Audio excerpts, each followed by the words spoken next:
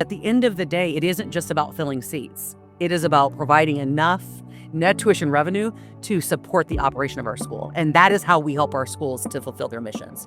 Hi, welcome to the Net Assets Podcast. I'm Jeff Shields, NBOA President and CEO, and we're going to be talking about all things enrollment on this episode with my friend and colleague, Kathy Gonzalez. Kathy's the Assistant Head of School for Enrollment Management at the Hawken School, which is located in Cleveland, Ohio, and a few other places, as we'll probably learn during our discussion. Welcome to the Net Assets Podcast, Kathy.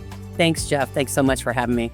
Before we get started, I think it's so interesting to hear about one's professional journey to independent schools. So can you briefly describe how you started working in independent schools and your journey to the Hawken School and your role you have today? Sure.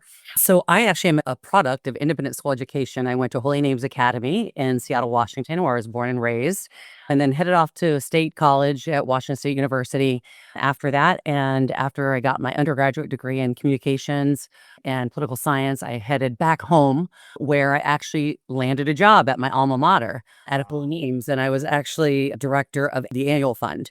And I literally, this is the funny story I have, when I was being interviewed, I actually didn't know what philanthropy meant.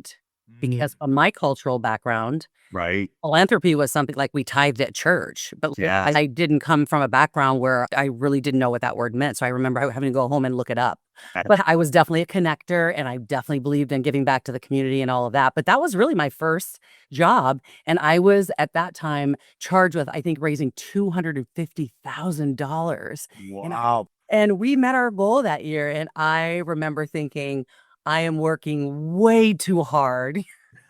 I think my salary at the time was like $15,000. I'm not kidding. Probably. It was pretty funny. And it just evolved from there. So I went from there to, I actually then was recruited out to work at the Berchi School, which is a preschool through fifth grade school. I've been to that school. Yes. Dee Berchi, at the time, she was the founder of the school. She hired me.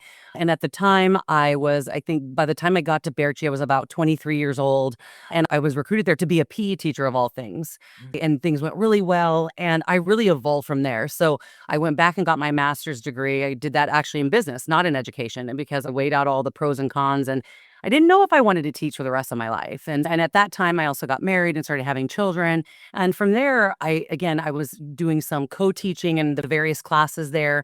I did everything from subbing in the library to subbing all across the grade levels. And then our director of admission at the time fell ill over the holiday break, over the winter break in December. And she was the admission director, and she was very strong, Kelly Monsell at the time. And everything was in her head. And she literally couldn't communicate. And so me and another colleague stepped in to take over the rest of the year. Now, mind you, this is in December, so a critical time in the admission process. And I really did learn by doing. And because I had served in various aspects of the school, I was pretty prepared to tour families around and tell them about all the things I loved about the school. And so, like many people in enrollment and admission, I fell into this role. Once I started, I just loved it. And I did that for probably my last 5 years at Berchi. And then I was recruited to University Prep, where I spent just over 10 years there, first working with the Family Association, and then was recruited to be their director of admission, which at the time, again, I worked for a head of school that happened to be a female head of school. And I remember saying to her when she asked me to apply for the position, I said, I think this position might be too big for me. I have young children. But again, I think what's so important about this story is the importance of your head of school really seeing something in you and sometimes that you don't see in yourself. And she encouraged me to do it. And that was like a godsend. I learned so much in that role. I feel like I had such a great impact on the school. I raised my hand for everything with the whole idea that I wanted to learn. So the Committee on Excellence, the Head Search Committee, anything where I could learn more perspective on the school, I was always the person that raised my hand to do those things. And I think that probably contributed the most, so that once my own children were grown and going off to college, I could really go anywhere. My son was a senior in high school, and I thought, I'm just going to start practicing. I haven't interviewed in 10 years. And so I need to get out there. And so I did. And before I knew it, by January, I was like a finalist in 4 searches. And Hawken was one of them. And I was very familiar with Hawken because every year would send faculty and administrators to visit and study the innovative things Hawken was doing. So I knew about it for that reason. I also knew Scott Looney, our head of school, because he had come from the enrollment background. He was integral in Crow's Nest every year, and I'd gone to Crow's Nest. And so once I made that connection and I came and visited Hawken, it became very clear for me of those 5 or those 4 positions that this was the one I felt most attracted to. And really because of the school and their commitment to not only developing the students' academic side and potential, but really their character along with their intellect. So that was really what drew me here. That's really fascinating. And I love hearing stories from independent school business leaders who started at their alma mater. That must be so rewarding, that connection, and to be able to give back, particularly working with the annual fund right out of the gate. So you've really understood the importance of a variety of revenue streams, but how important the annual fund is to a school's overall financial health. Thanks for sharing that. We're at the start of a school year, and when I talk to business officers, I generally say, how's your enrollment? What's your enrollment look like? Because if they tell me they hit their enrollment targets, I know what kind of year they're going to have. It's going to be strong, it's going to be strategic, and they're going to do the work they really love doing.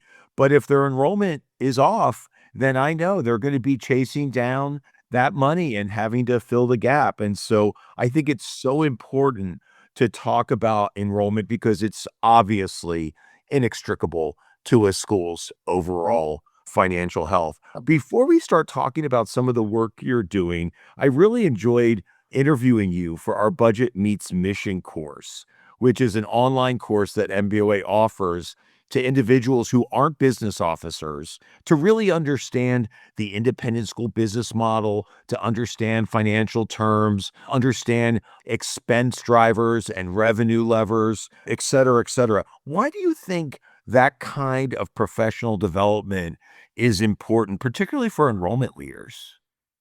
I think, again, I think one of the gifts I got early on was being able to work in the different areas of an independent Yes. school. It has impacted me professionally. I think the way I approach the partnership and the work that is critical to me meeting my goals in our department and the way in which I interact with other senior leaders. So our director of advancement, our CFO, I can't fulfill my goals unless I'm working literally in lockstep with those other senior leaders. So I think it's so important for enrollment professionals to have a understanding. You were saying earlier about checking in with the business professionals to see if they've met their enrollment goals. That's so Yes. interesting because when I got to Hawken, oftentimes I would say for the first 5 years, even through the pandemic, we had record enrollment year over year. And yet my question was always, have we hit our NTR goal? Yes, we need to have a critical mass of students, right? But like we can have record enrollment every year and not hit that NTR goal, and you're still in the same boat. It's kind of like a shiny penny where it's like nice on the outside, but at the end, you're still like, there's a lot of stuff that you got to fix up. And you're still chasing that money to support your operating budget. And so I think those two things are for enrollment professionals to understand that it's not just about what your enrollment is, but it's Mhm. have you brought in enough revenue to Yes. actually support your operating budget? Without that, you can't pay your most important commodity, and that's your people. That's your Right. faculty members. That's why people are paying this money to go to our independent schools is for that faculty that's going to engage on a day-to-day basis with those students. I think having that close relationship with your and understanding that the importance of net tuition revenue is actually critical for most enrollment professionals to really meet their goals. Kathy, that is why you're an ideal guest for the Net Assets podcast. Out of the gate, you bring up NTR, net tuition revenue, and how important, and I would even go further to say it's the only number that really matters Matters. to the school's finances. Kathy, I was really interested when I was looking at your background that you're just such a natural organizer and convener of other independent school professionals. I saw while you were at University Prep in Seattle, you founded the Puget Sound Independent Schools Admission Consortium and Seattle's annual independent school fair for people of color. You would think admissions officers would be competitive with each other, especially in that market. Why is it important for admissions professionals to collaborate? It's so fascinating to me. And what I found having been in enrollment in different regions is that the collegiality is different. So I would say that the Seattle consortium was very collegial. I have Yeah. colleagues from that consortium that we're very good friends to this day. And if I need some advice. If I need to tackle a problem, I can call them in a heartbeat, which is great. What I have found in independent schools is that very few things are original ideas. Okay. I really do mean it, right? Yeah. We are constantly learning from one another. And I would say that for us, our biggest driver in coming together as a consortium is we found that our local parochial schools were having a lot of success Oh, in coming together and leveraging the numbers of schools that they had. And we thought to ourselves, why aren't we doing that? As independent schools, we go through this rigorous accreditation process. Why aren't we highlighting that together as independent schools that we go through this process? What we found is that we were oftentimes, even in marketing our schools, we were going to a local children's magazine and paying them a lot of money individually to do our individual advertising, paying them to put on a school fair for us that we knew if we leveraged our talents and our resources together, we could do a far better job than a local magazine could, right? Yes. And our number one driver was how do we decrease the barriers to students and families in considering and thinking about our schools? So why not come together to better educate our community, put our resources together, both time and talent and money, right? And leverage those resources to outreach to students and families who might not otherwise be thinking about independent school education. If we put our money where our mouth is, then we would really say that even though we're all independent schools, we're all unique. We have a unique value proposition, and a student may not be right for all of our schools. So why not work together and create the best fit? Because I truly believe we all win with that independent school enrollment, regardless of which choice the student or family ultimately makes. But you're very, very business minded, very business savvy to take a look at that approach and say, why are we handing this money over to them? We could do it ourselves and we could probably do it better. And the reality is, Jeff, we did do it better. Yeah. And so much so that it's still going on. There were definitely naysayers in our group. They were worried, like, is this going to give us a lot of applicants that are not really serious about our schools? Is this going to decrease our applicants? And what we found is across the board, whether we were smaller schools who benefited from being in this group of the larger schools like the University Preps, the Seattle Academies, and the Lakeside schools,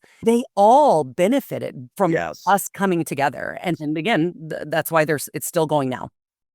Now, Kathy, the Hawken admissions team is frankly huge compared to most other schools. I see that there's 12 FTE on your website, and I also know that Hawken is managing a really interesting school structure with two lower schools, the Hawken School, the main school, the upper school campus, a mastery school, and the Birchwood of Hawken School. So how do you all work together towards the same strategic goals and align your work while allowing for flexibility because of the nature of each of those components?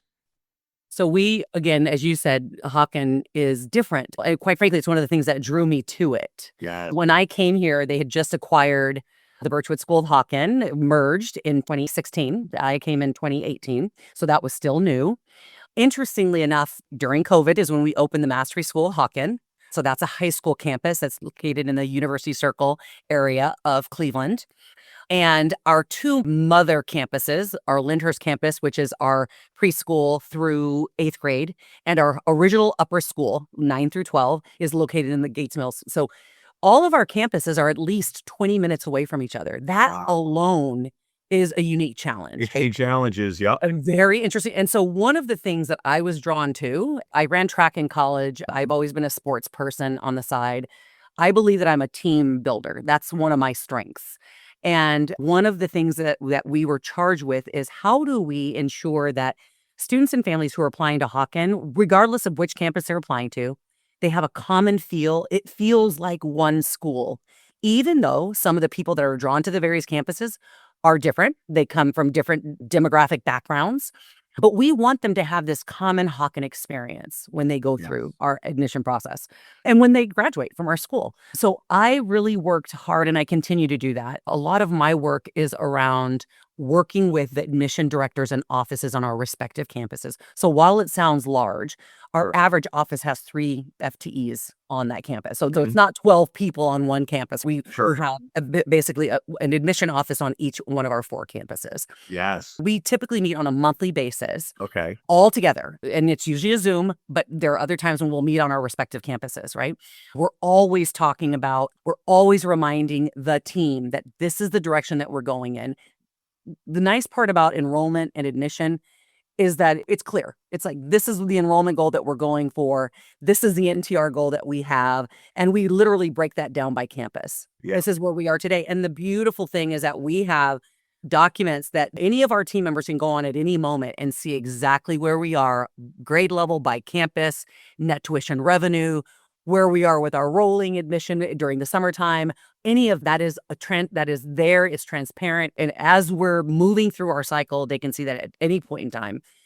Additionally, what's so beneficial for us is that we have an admission director on each campus. So one thing I say to my admission directors is, you don't have to call the person that's 2 states over. You've got an admission director right here that you all should be working in lockstep together. Many of the challenges that you're facing them together, you're just on a different campus. So leverage each other. We have admission coordinators on each of our campuses. Leverage each other. So in addition to our monthly full team meeting, they also meet respectively with their position at the other campuses. They're getting together on a regular basis and using each other as a resource. So does that synergy among that entire team with the 4 campuses that you just described, there's really some synergy. But you're actually more than the sum of the individual parts, it sounds like. That's exactly right. And again, that has been intentional work. That has not happened by accident. When I came here, there were some people on the team that had never been to the other campuses, which I find fascinating. So now everybody has been to all of the campuses. They also, if you're a member of this team, my expectation is that you can explain that program to any family. Because we have families for all the time that they have a child that's looking at our 9th grade at the Gates Mills, our upper school campus, and they have a 3rd grader that's looking at our Lyndhurst campus. And that admission director needs to be able to have a basic understanding of all of our programs, not just at the campus that they serve on. And so being intentional about that work has allowed us to better serve families. This is really interesting that we are in very challenging, maybe uncertain times is a better way to put it, whether it's economically, politically, culturally speaking. Are you entering into the school year 25, 26, thinking differently, doing differently? Are you having different conversations with your team? Are you having different conversations with students and families? What's the atmosphere like for you as an enrollment leader at a school like Hawken? Yes. So I would 100% we are having different kinds of conversations that I would say we weren't having 2 years ago, 3 years ago. One of the capacities I serve on is I serve on our board DIJB committee. And one of the conversations we've been having this year that we have never had before is how explicit should we use those words on our website? Yeah. The board is 100% reaffirmed our DIJB mission statement, all the work that we're doing. But how much do we want to put it out there to the external people of Hawken who don't understand what we're doing and put, quite frankly, targets on the heads of a lot of the faculty and administrators who are directly responsible for doing that work with our students? Yes. And in short, the board supported and said, no, we're going to keep everything on our website, as we said. But what we're going to continue to focus on is what these words mean at Hawken. So what do we mean when we talk about equity? What do we mean when we talk about belonging? And that these things are things that we're doing all across our program, and they are to serve all of our students. Yeah. They're not to serve a piece of our students. It's not for just our underprivileged or underserved students. Sure. All of our students, including our white students who you would assume come from a privileged background. Yes. And I'm talking about financially a privileged background. Sure. They need this work just as much as our underserved students do, quite frankly. That's how we've been approaching our work a little bit differently in just reaffirming our commitment to this critical work. And we find that it's more critical than ever before. That's terrific. That's really thoughtful. And really, I think a lot of people can benefit from hearing that example. As we wrap up our time together, Kathy. It has flown by. Yes. There's so much to say about enrollment. I'd love to get your perspective on the best advice you would give enrollment leaders at this particular time. Oh man, and to narrow that down to one is a little bit of a challenge. I think that the advice I would give is being really clear. I'm always surprised, and Jeff, I think I've told you this. I'm always surprised that sometimes I go to conferences or I engage with enrollment or admission professionals, and they're not really clear about how tuition is set. They're not really clear about net tuition revenue. They're not. And I would encourage all enrollment professionals to work very closely with your other leadership members, like leadership team members, your CFO. To me, you should be having a regular touch base with your CFO. For sure. I mean, and I'm amazed at how many people are not. And having an understanding of how is your tuition set? What is your voice in that? Hopefully you are participating in that process. Understanding what the NTR goals are. What is the average net tuition revenue per student that you need to be bringing in? I think that enrollment professionals need to know that. Yes. And so my advice would be to get really clear more on the business side of the house, because I think oftentimes many of us land into these roles. And oftentimes it's because we came from the classroom or we were a parent that worked at the school and we're good with people. And I think really investing in your own professional development through organizations like NBOA and all of the wonderful resources that you have to provide, taking advantage of those. Many of our schools are members, and yet most of us, we might only focus on the enrollment side or the admission organizations, and we don't think about the NBOA. And I think that would be my advice, is to lean into, because at the end of the day, it isn't just about filling seats. It is about providing enough net tuition revenue to support the operation of our school. And that is how we help our schools to fulfill their missions. Well, that's great and very well said. And I think following that advice doesn't just allow the individual to be a more effective enrollment leader, That's right. it makes them a better partner to the other members of the leadership team and, frankly, the entire school. We're going to land there, Kathy. I knew this was going to be a great conversation, and I really appreciate it. This is Kathy Gonzalez, Assistant Head of School for Enrollment Management at Hawken School. Kathy, thank you so much for joining the Net Assets podcast. Jeff, thank you so much for having me. It's been a pleasure. Be sure to subscribe to our podcast on Apple, Spotify, or wherever you listen to your favorite podcasts. For more information on NBOA, visit us online at nboa.org. I'm Jeff Shields, NBOA President and CEO and your Net Assets podcast host. Tune in next time.